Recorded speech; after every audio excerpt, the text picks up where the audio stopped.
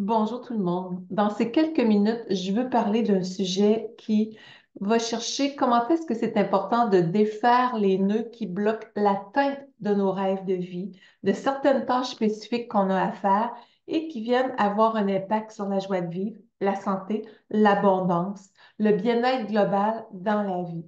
Et ça touche quand on parle de remettre les choses à plus tard des fois. Il y a un mot qui va être utilisé qui est le mot procrastination, qui, je pense, est encore très tabou. Et c'est pour ça que j'en parle, parce qu'il y a 20% de la population qui vivent du report à plus tard de façon chronique et ça touche 85% de la population, que ce soit au Québec, en France ou ailleurs.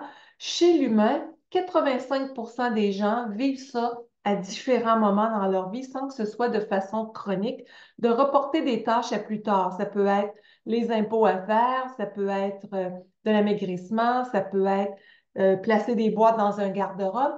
Des petites, des grandes choses, mais il y a des éléments qui peuvent vraiment venir impacter l'abondance. Une décision d'affaires qui devrait être prise, une discussion avec quelqu'un, un changement d'emploi, une réorientation professionnelle. Bref, il y a plein de raisons, autant qu'il peut y avoir de gens qui vont qui vont faire en sorte que ça bloque quelque part pour en arriver à réaliser qu'est-ce qui serait souhaité. Donc, c'est pour ça que j'ai préparé une conférence. J'en ai mis des heures là-dessus, les amis, vous n'avez pas idée, pour vous préparer un contenu profond issu de 30 ans de métier pour aider à défaire ces nœuds-là. Je vais vous amener un contenu très intériorisé. On va aller avec des prises de conscience, oui, mais des exercices de programmation neurolinguistique pour aller en direct, réharmoniser des choses. Parce que quand on remet les choses à plus tard, des choses qui nous tiennent pourtant à cœur. Quelqu'un voudrait être enfant, mais c'est remis, c'est remis, c'est remis. Il y a souvent des auto-saboteurs qui viennent de l'histoire de vie et qui, à ce moment-là, vont faire en sorte qu'il y a des peurs de l'échec, il y a des peurs de ne pas être correct, il y a des peurs de toutes sortes de nature qui sont derrière, par exemple, et qui créent un statu quo. Donc, ça fait quoi intérieurement tout ça? Si vous avez déjà vécu ça, hein, parce que c'est un mot qui impressionne, procrastination, mais c'est tout simplement arrêter de remettre à plus tard notre bonheur, notre bien-être aussi à travers de tout ça. Puis il y a des personnes qui se disent, ben, je voudrais pas que personne sache ça, que je procrastine. C'est comme je vois des fois dans des entreprises. J'ai mes livres sont sur la table, puis j'en ai, je vous les montre au passage. J'ai le mieux-être par le rire, réveiller son médecin intérieur qui va être sur la table. Je vais avoir se libérer de la dépendance affective, comment aimer sans se perdre, et émotion, joie de vivre et auto-guérison. Mais qu'est-ce qui va se passer? Des fois, il y a des gens qui attendent que la salle soit vidée complètement et là, ils reviennent et ils me disent, j'ai besoin de celui-là. Comment aimer sans se perdre? Ils ne veulent pas que les collègues le sachent, par exemple. Tandis que j'arrive au grand public, puis les gens sont très à l'aise, des fois, de venir chercher à la table qu'est-ce qu'ils veulent. En passant, mes livres sont disponibles juste sur linbolduc.com, section boutique. Alors, je reviens au mot procrastination. C'est comme s'il y avait une espèce, des fois, de résistance à dire, non, non, hey, faudrait même pas que je m'inscrive à cette formation-là, à cette conférence-là, s'il fallait que quelqu'un sache, puis que je vois quelqu'un que je connais dans le groupe. S'il vous plaît, hein? Si c'est quelque chose qui vous touche, là, bien, moi, je vous dirais, c'est un gros blocage qui est là. Sans jugement, on n'est pas là pour refaire le monde dans la culpabilisation, pas du tout. Mais justement, cette conférence-là va enlever les freins pour qu'il y ait un élan de liberté à créer sa vie comme on l'entend. Parce que si on se sent comme ça, des fois, il y a la honte, il y a le jugement envers soi, il y a une perception distorsionnée de l'image de soi. On est là pour évoluer tout le monde ensemble et se regarder avec humilité sur qu'est-ce qui nous bloque dans nos avancées. Et c'est pour ça que j'ai pris le temps de créer cette conférence-là pour aider un maximum de gens. Puis, même moi, tu sais, on en a tous des petites choses des fois dans la vie. Ah oui, regarde, ça m'a aidé moi-même sur ça, ça fait longtemps que je voulais le faire, puis regarde, c'était, tu sais, des choses minimes. Mais se regarder avec amour, humilité et bienveillance, c'est ça que cette conférence-là va faire. Alors, c'est d'aller réaliser dans ce que je vais vous partager que ce que l'on vibre va donner les résultats dans notre vie. C'est comme le vent, c'est pas parce qu'on ne le voit pas que les effets ne sont pas là. Donc, dans notre vie, ce qui nous donne le plus de joie, ce qui nous propulse, ce qu'on contemple dans notre quotidien, ça nous amène vers l'avant, normalement, hein, entre guillemets. Ça nous met en mouvement. Mais plus qu'il y a de joie, plus que c'est facile d'aller de l'avant. Et quand on parle de procrastination, de remettre à plus tard, qu'est-ce qui se passe? C'est que la personne accorde plus de plaisir à son état connu. Par exemple, ce serait manger, manger, manger du chocolat tous les jours, puis le ventre grossir, puis les fesses aussi. Plus de plaisir là que d'être en pleine santé, puis d'avoir une remise en forme. Donc, c'est aucunement volontaire à la base, généralement. Ce sont des perceptions, et c'est la force de la programmation neurolinguistique avec laquelle je travaille depuis tout le temps. Ce sont des perceptions qui sont là et on a besoin d'aller chercher un générateur de nouveaux comportements, de revoir les croyances, les programmations pour transformer les choses. Donc, c'est ce qu'on va faire en direct dans cette activité-là pour aller et même si on ne parlait même pas de remettre à plus tard, c'est des exercices qui vont être bons dans toutes les sphères de votre vie aussi, ce qu'on va aller vivre ensemble. Donc, tout ça pour dire, plus qu'on a de la joie en conscience, plus qu'on vibre bien, pour prendre cette expression-là, qu'on a une bonne énergie, qu'on met l'accent sur ce qui nous nourrit, plus facile que ça va être de faire des nouvelles tâches. Par exemple, ce serait les impôts à faire. C'est pas agréable pour personne, on s'entend. Mais il faut que ça se fasse, supposons. Donc, ça devient, parce que c'est encore comme ça dans notre société pour l'instant, qui vivra verra pour les suites, mais hein, c'est ainsi. Alors, on sait qu'il faut le faire quand même dans bien des choses, dans bien des tâches, si on veut. Alors, comment qu'on vibre dans notre quotidien? Est-ce que c'est dans la lourdeur, puis ça vient ajouter à cette montagne-là de ne pas faire ce qui serait important pour réaliser nos rêves? Donc, on va faire une bascule.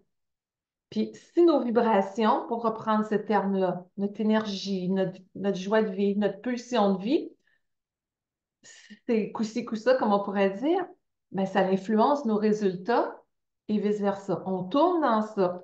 Donc, les blocages vont perdurer plus facilement. Ça devient un cercle vicieux. Puis, il va y avoir des pensées, des fois, dans la tête de certaines personnes, inconsciemment. C'est très inconscient, ces phénomènes-là. Ça vient de nos programmations de peur d'échec et compagnie, peur de déplaire, puis si je manquais mon coup, de quoi j'aurais l'air. Tout ce discours-là qui nous amène nulle part. Mais là, il y a des pensées, des fois, de oh non, c'est pas pour moi, ça. C'est comme si c'était en sourdine, là. Bien, on a mieux rester des fois dans le pseudo-plaisir de l'inconfort ou des jeux vidéo ou des choses comme ça, quand c'est chronique, là, on s'entend. Ou des fois, on en fait un peu trop de réseaux sociaux, puis il y a telle chose qui attend. Donc, il y a plus de pseudo-plaisir à fuir ce que la vie aurait vraiment pour soi. On s'entend. On n'est pas en train de se taper dessus. On regarde les choses. Donc, moi, je vous pose une question. Qu'est-ce qui fait vibrer votre être? Sur quoi est basée votre valeur? J'aime pas le mot valeur, là, mais on n'est pas là avec une valeur commerciale comme être humain, basée sur l'extérieur, sur le matériel. Ça vaut rien, ça. Qu'est-ce qui fait vibrer votre être? Quelle est votre valeur en termes de vibration, si on veut, en termes de joie de vivre, en termes d'énergie, d'amour de vous? Il est là le vrai sens de la valeur personnelle, je trouve. Donc, cet état d'être basé sur un nouvel élan par rapport à la perception de soi, c'est ce qu'on va faire ensemble dans cette conférence-là, eh bien, ça nous amène à faire les choses avec une nouvelle conscience de soi. Ça libère le passé, ça l'accentue la créativité et par le fait même, ça déclenche une mise en action beaucoup plus facile et fluide vers la réalisation de nos désirs à ce moment-là. Et je vous repose la question un peu différemment. Quelle valeur donnez-vous à votre cheminement de vie? Ce pourquoi vous êtes né. C'est grand tout ça, là. Et dans le quotidien, pour honorer cette valeur-là, cette lumière-là, ce rayonnement-là, vous vous offrez quoi? Donc, on le sait, je n'ai parlé souvent, on n'est pas aucunement là pour plaire aux autres, mais on est là pour permettre à notre essence innée de briller profondément. Donc, cette conférence-là s'en va vraiment dans cet espace-là où est-ce que on s'autorise de plus en plus en dénouant les blocages que je vais faire avec vous autres, avec des exercices de PNL précis. On va aller clarifier des choses, alléger. Je vais vous donner plein d'outils là-dessus. Ça va être une célébration de votre élan de vie qu'on va faire ensemble. Puis on va aller comprendre pourquoi que ça bloque à certaines places des fois sur cet élan de bonheur, de prospérité, de santé, de joie qu'on veut avoir. Et on va aller voir aussi, comprendre, vous orienter votre énergie sur quoi au quotidien, comment on peut réajuster ça. Euh, on va aller voir qu'est-ce que vous pouvez décider d'être et de faire maintenant.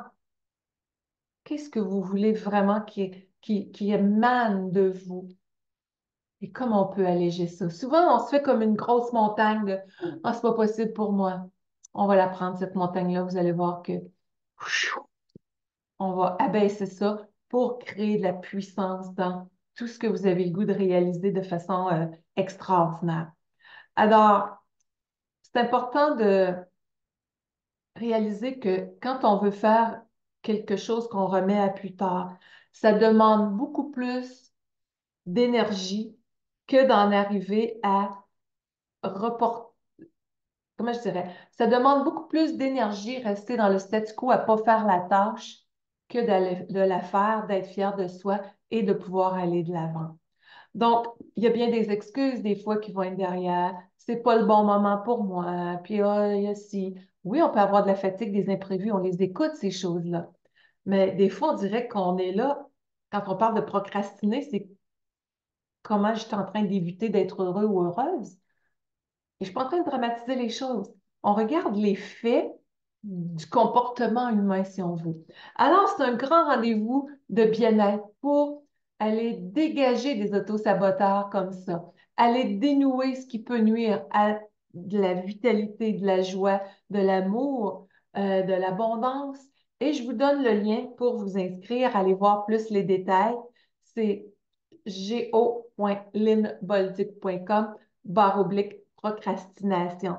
Donc, allez voir ce lien-là, je le mets avec la vidéo d'ailleurs. Allez voir en dessous de la vidéo, ça va être là. Profitez-en pour vous inscrire, vous abonner à la chaîne aussi pour être informé des différentes ressources. Souvent, je vais faire des petites capsules comme ça sur des sujets, indépendamment des conférences aussi, pour aider à aller plus loin.